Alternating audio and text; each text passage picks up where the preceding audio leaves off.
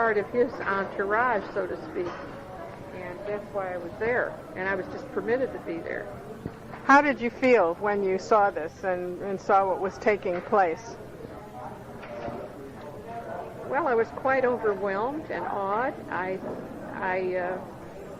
Real or fantasy, I wondered whether there was somebody playing a terrible untruth on us. And it's just that the people, there was such activity and behavior and interest on the part of people, I knew it was something serious.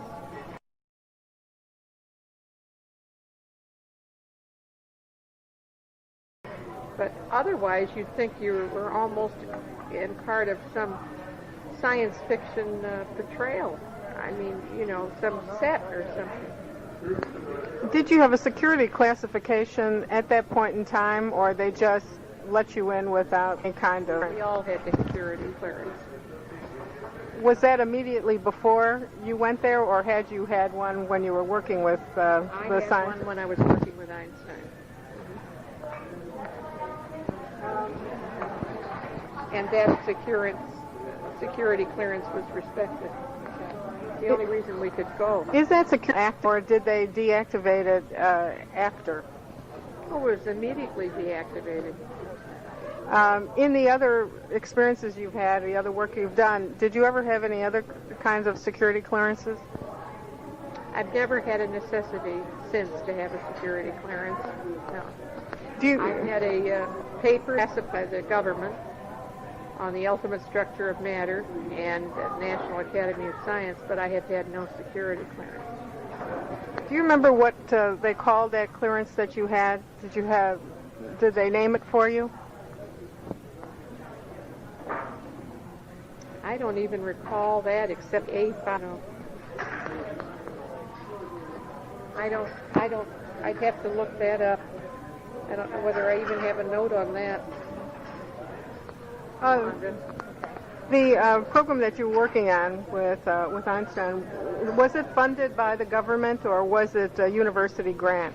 Grant to him at that university at that time to have outstanding students from around the country picked to work with him that particular summer in nuclear chemistry. Did you have a title that was given to you while you worked there? Special student. Did he take any other students with him? No. I was the only student. Lucky you. Come on. I was his pet. I have to admit that. I was. I have to admit that. There were 29, and I Were you there when... the only girl either. When the last alien died? Were you there at that point in time? No, I wasn't. I was back at the motel in a city nearby, and I had been told, and I would be able to keep the being alive. How many were there originally? 9. I saw 9. 8 bodies, and then later we communicated with that one, so there were 9. And can you describe they were? Oh, I sure can. I remember that very well. They were a very light, soft, gray, I'd call it grayish green, really. And they had a slim, lean, they had no nose, but they had markings where a nose opening would be. They had eyes and a mouth, no eyebrows. They had ears. They had a very forehead, and I'd say relative to the rest of their body. And the ones that I saw were approximately maybe 5 feet tall, 5 feet 5, something like that. They're small by what a man did on Earth. What did their eyes look like? Their eyes were enormous. They were very prominent. They were the most obvious thing you'd see on their face. Were there any pupils? I noticed, but I never saw any pupils. What color were they? They were almost brown-black. They were very, very dark. Were they all the same color in terms of the... Oh, yes. Uh-huh. Did they have any kind of clothing on? Yes, they had suits on. What did they look like?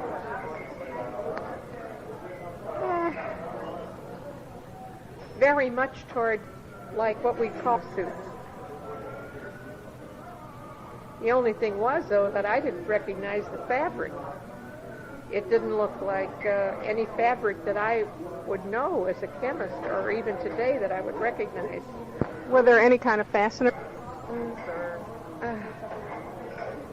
Buttons or zippers or ties or something? No, I didn't see any. What about their shoes? Their shoes were all, looked like they were connected. They were in one piece. And their hands, their limbs were covered, you know, right down to what we would call the wrist. What color was it, and did it was it any kind of trim? You mean the suit itself? Oh, it had like an insignia on it. What did the insignia look like? Gee, I'd have to draw it for you. It looked like a... Yeah. I'm not an artist, but it looked like something like this. I didn't know what it meant. The insignia. The insignia was almost in the middle of the garment. It wasn't off on the side like we would expect it to be. Did they need any special breathing apparatuses, or did they appear to be breathing on their own? And that was one of the amazing things that we were startled about, where they could apparently survive in our atmosphere, and they had apparently come such a long way. Did they seem to indicate that the atmosphere is similar to ours, their breathing? They asked us about that, and we asked them about it. Yes, they seemed to indicate, yes, that it was quite similar. It was not identical to ours, though, because they claimed they had made tests. Did they tell you anything about of their lifestyle was there? We tried to find that out, and before we could, they really, we were very interested in not antagonizing them at all, so not to the point where we had them answer too many of ours. So we never really found that out. We just knew that they don't live all above ground, according to what they told us. A lot of theirs, what we would call subterranean. Did they seem repelled by our appearance since they look so different? Oh, they thought we were very odd. Since you indicated that they were either androgynous or had no sex, did they mention how they procreated?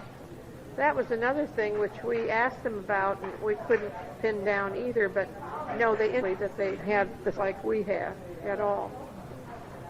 Did they tell you how they reproduced?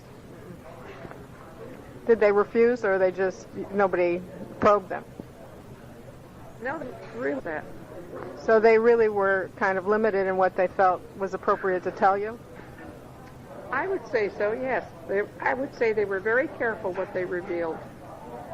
Mm-hmm. Did it seem like they wanted to have any kind of continual contact with this planet?